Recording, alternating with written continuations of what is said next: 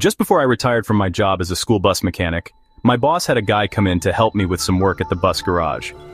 I needed the extra help because we had just had our school buses tested for emissions. And after passing, we had to put the modified exhausts back on. These helped us increase horsepower and conserve fuel. I was also tasked with putting in invisible radar detectors and jammers. We had a few drivers that go a little too fast for local law enforcement. My boss wanted them installed to ensure that none of our drivers lost their licenses. Back to the guy that came in to help me with the modifications. His name was, I will just say, Mike, for the sake of his privacy. Mike began to tell me about how his grandfather used to help Nikola Tesla with experiments before he had passed away.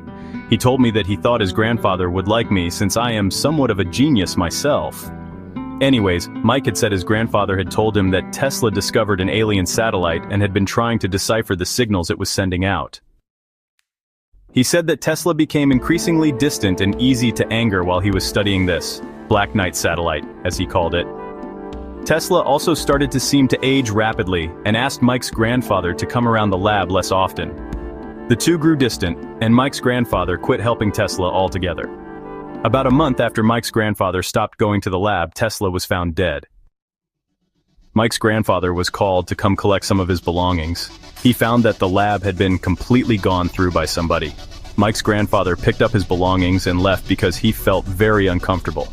Mike said his grandfather felt like he was being watched for years. His grandfather found a journal that contained information on the Black Knight satellite, as well as some very derogatory entries about Thomas Edison and his wife.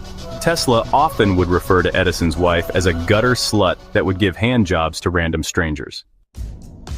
Mike ended up working for NASA and was quietly fired for a conflict of interest. I asked what kind of conflict of interest, and he told me he had been a part of developing the X-37B experimental aircraft. The designs were sold to Boeing for production after NASA had created the specifications.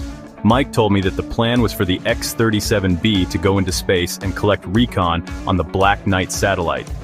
The end goal was for the X-37B to finally destroy the satellite after it had collected enough data on the object.